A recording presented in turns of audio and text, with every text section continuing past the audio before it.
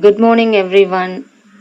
I would like to extend my warmest wishes to you all on the beginning of the new academic year. Let me first congratulate to those who attend high grade.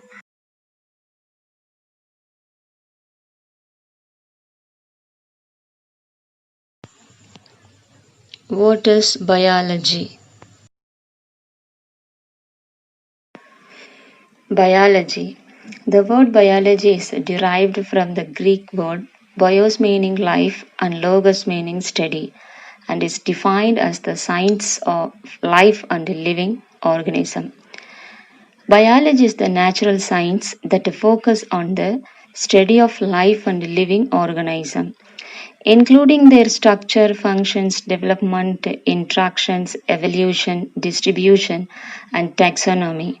The scope of the field is extensive and is divided into several specialized disciplines such as anatomy, physiology, ethology, genetics, and many more. All living things share a few key traits: cellular organization, heritable genetic material, and the ability to adapt, evolve, metabolism, to regulate energy needs, the ability to interact with the environment, maintain homeostasis, reproduce, and the ability to grow and change. Organisms must also be able to successfully interact with their environment. This includes being able to the world around them in search of resources or potential mates, but also include regulating their internal environments. Homeostasis is the ability of an organism to keep steady internal conditions. For example, humans maintain a constant body temperature. If they get cold, they shiver. If they are too hot, they start to sweat. Living things also maintain metabolism and chemical process that regulate energy needs. For instance, plant convert sunlight into sugar and store chemical energy in adenosine triphosphate.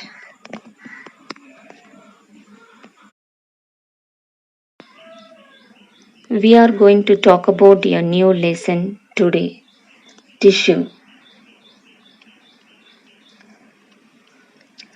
How would you react if I say that your body is made up of building blocks?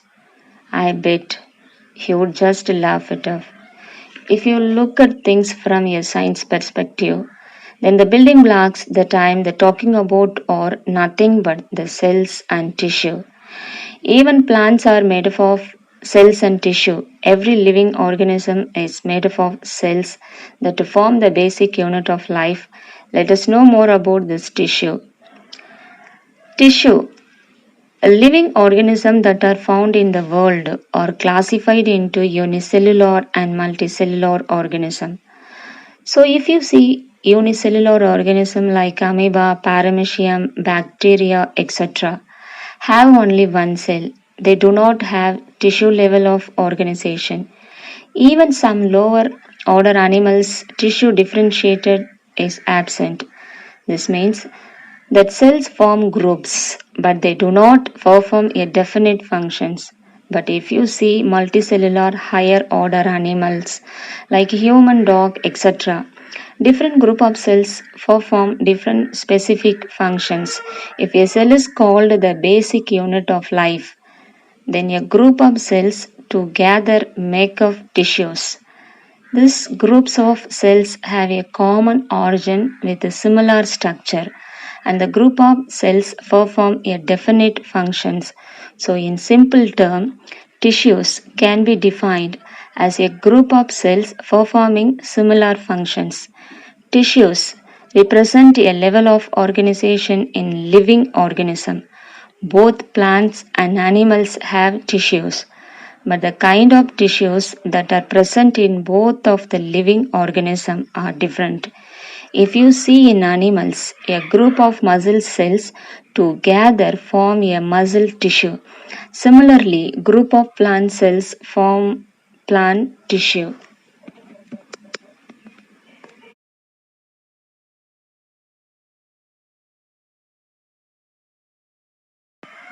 Next, we are going to discuss about types of tissues. Tissues are classified in two types. There are plant tissues and animal tissues.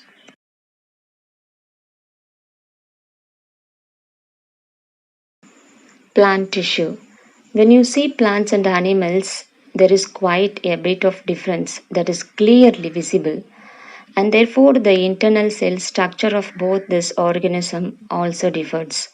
In plant, the tissues that are present have to give structural support to the plant as plant is stationary. The pattern of growth that is seen in plant is also limited to certain area. There are some tissue in plant that divide throughout their life, and these are generally restricted to certain region. Therefore, we can differentiate the plant tissue on the basis of the dividing capacity. According to these classifications, there are two types of plant tissue: meristematic tissue and permanent tissue.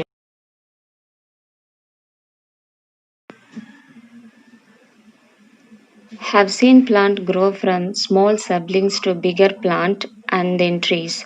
Don't you think they generally grow from the top? Yes, they do. There are some specialized cell in plants that are not differentiated and help in the growth of the plants. The cells in plant can be young and have the ability to divide continuously.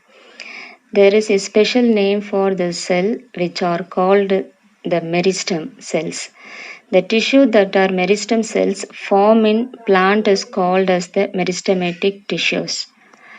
Meristematic tissues are meristem as there are also called are tissues that have the ability to enlarge, stretch and differentiate into other types of cells as they mature. The cells of this tissue are generally young and immature with the power of continuous division.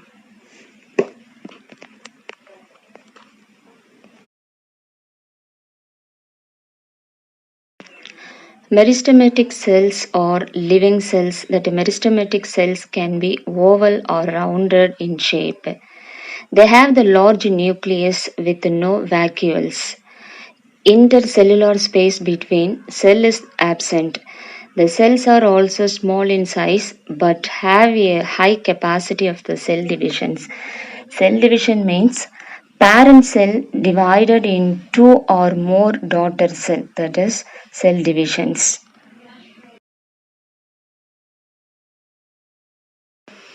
Types of meristematic tissues. Depending on the occurrence of the meristematic tissue on the plant body, we can classify the meristem into three types. There are apical meristem, intercalary meristem, and lateral meristem. Apical meristem. This meristem are located on the tip of the root, stem, etc.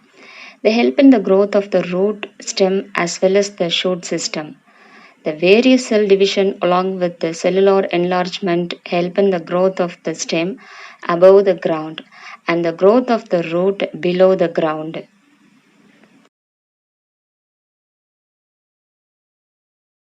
Location of apical meristem.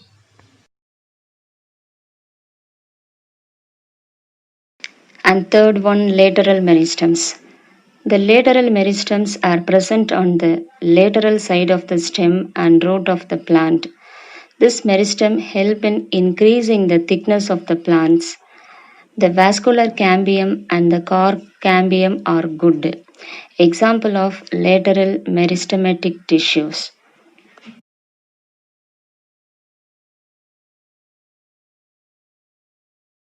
Lateral meristem. This tissue lies on the side of the plant's body. It is lies under the bark of the plant in form of cork cambium.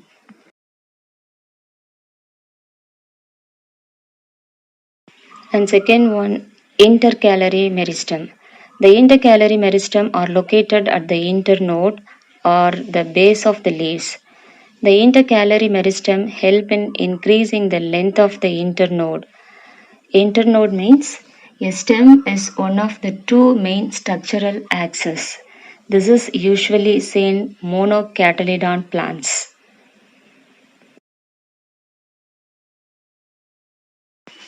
Intercalary meristem only in monocot stem. Monocot stem, for example, grasses.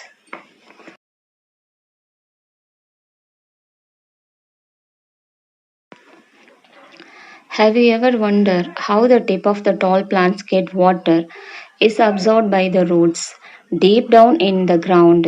Is there any special mechanism by which this happens? Well, it is not exactly a mechanism but a group of specialized cells and tissue that help to carry out of these functions. You have already learned about one types of plant tissues, example the meristematic tissues. Plant also have other types of tissue called the permanent tissue in them. It is one of the tissue that help in the movement of water from the root to the stem. Permanent tissue. In simple words, the permanent tissue in near plants are those tissue that contain non-dividing cells. The cells are also modified into perform specific functions in the plants. The cell of the permanent tissue are derived from the meristematic tissue. The permanent tissue cells are also fully differentiated. The cells are large and a definite shape and size. You can see intracellular space begin present in between the cells. Large vacuoles are also present inside the cells. The metabolism that occur in the cells of the permanent tissue is fairly at a lower rate. Metabolism. Metabolism means the chemical process that occur within a living organism in order to maintain a life. The permanent tissue in plants mainly help in providing support, protection as well as in photosynthesis and conducting of water, mineral and nutrients. Permanent tissue cells may be living or dead.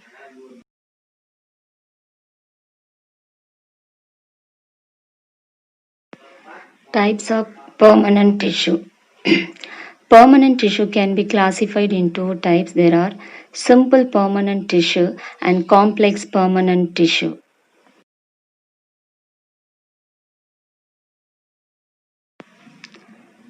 Simple permanent tissue. This tissue are simple. They are made up of only one type of cell. Here all the cells that make up the tissue are similar and have the same structure with the same type parts. Simple permanent tissue are again classified into three main types. There are parenchyma, collenchyma, and sclerenchyma. Once again, simple permanent tissue divided in three types: parenchyma, collenchyma, and sclerenchyma.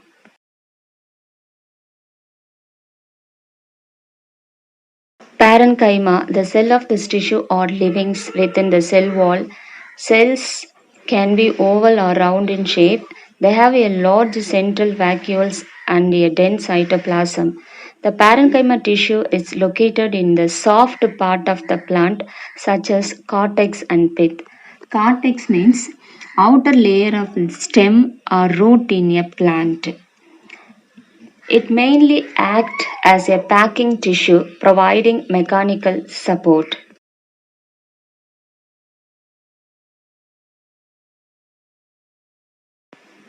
It also helps in the storage of the food. Based on the specific function, parenchyma can be further classified into erenchyma and chlorenchyma. Collenchyma. The cells are living cells and have the elongated shape. The corner of the cell wall are thickened. There is very little intercellular space present. The collenchyma tissue can be located in the leaf stalk, below the epidermis, etc. Its main function is to provide flexibility to the plants as well as mechanical support. Epidermis. Epidermis means it's a single layer of the cell that cover the leaves, flower, root and stem in the plants.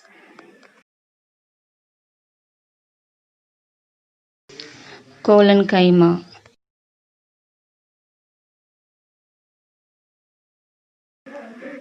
Sclerenchyma. The cell of the sclerenchyma tissue or depth. The cell wall is very thick due to the depositions of the lignin. The cells of this tissue can be in different shape and size.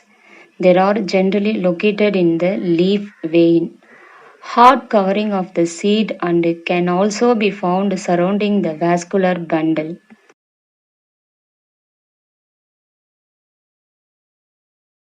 The main functions of the sclerenchymatic tissue is to provide mechanical support to the plant's body. They also make the plant stiff and hard.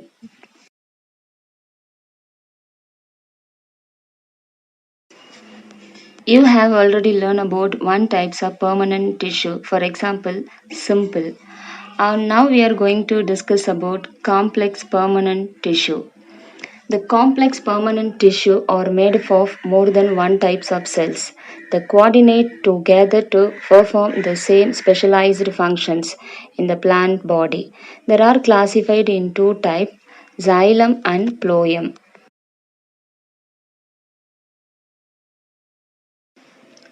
Xylem. The xylem tissue is responsible for the conducting of water and minerals from the root to the leaves and stem. It also provides support to the plants. It has four elements. There are tracheids, vessels, xylem parenchyma, and xylem fibers.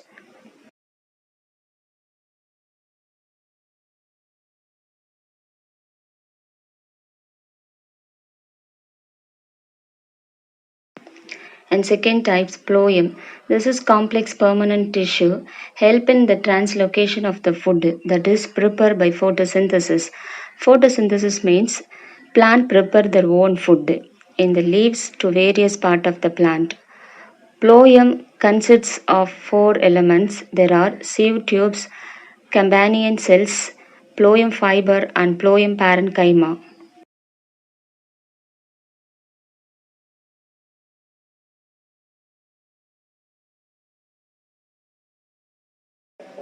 I hope everyone understand this lesson. Today biology assignment. Answer the following. Read all three questions. Thank you.